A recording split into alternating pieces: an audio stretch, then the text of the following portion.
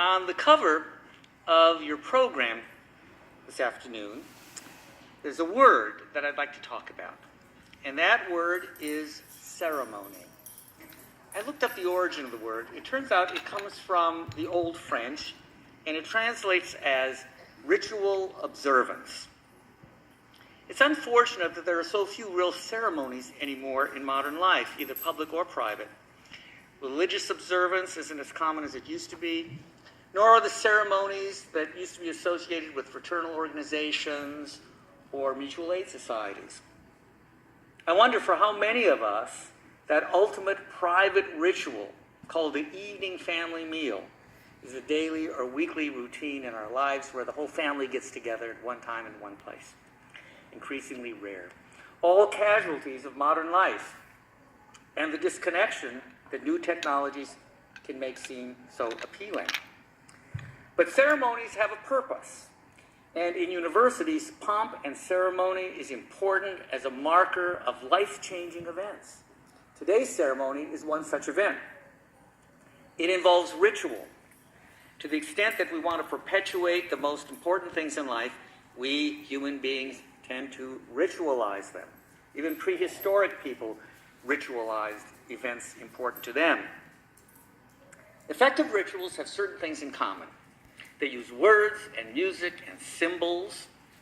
One of the rituals that have survived and that you've all experienced comes from the ancient Greeks, and it commemorated annually the birth of a child.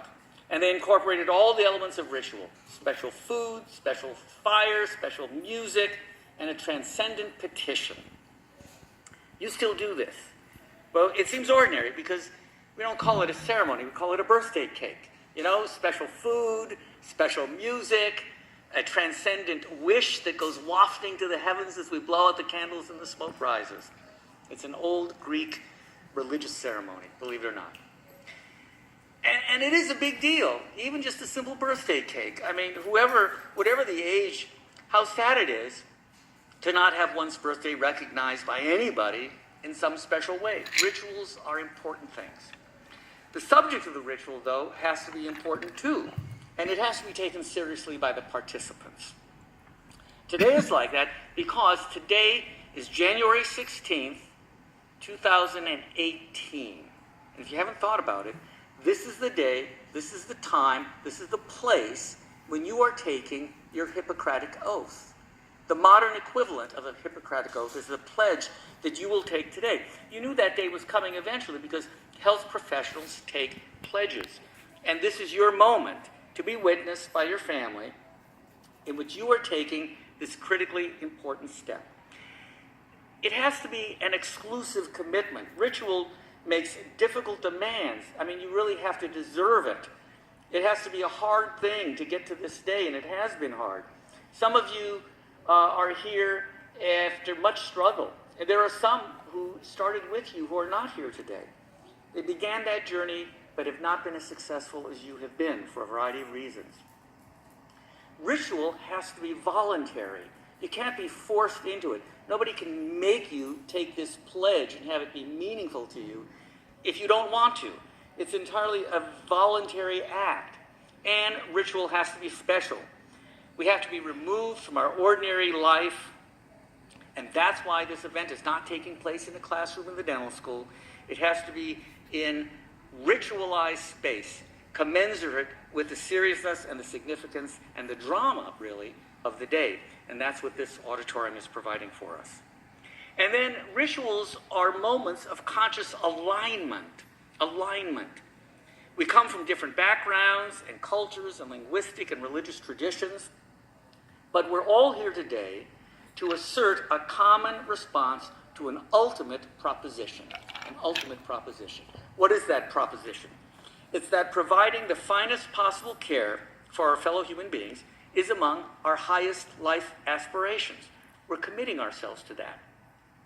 Achieving that aspiration has implications here and now, and it's really based on a kind of humility.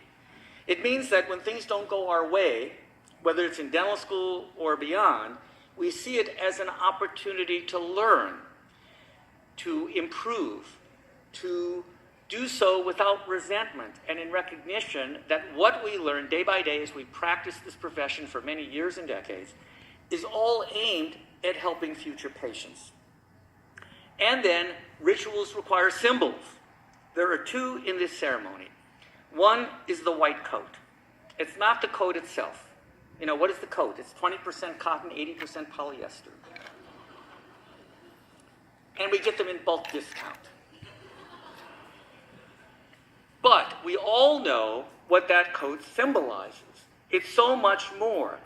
It's a way of formalizing and recognizing a public commitment that we are making to being a professional, and what everybody else knows that professional commitment is supposed to be when we are at our best. It means that we all have a caring concern for patients that we bring into our daily practice of this profession. And then there's a second symbol. It's a small medallion, a pin really. It may be the most important symbol of all, and Jessica Singer will tell you all about that in just a few minutes. It's a symbol that can be replicated, but it can never be duplicated. Not the one that you are going to get today. It's part of this ritual that you will get this symbol designed by students a few years ago. And when you come back for your 50th reunion, many of you will have that symbol. You'll be wearing that symbol, and it will be one of the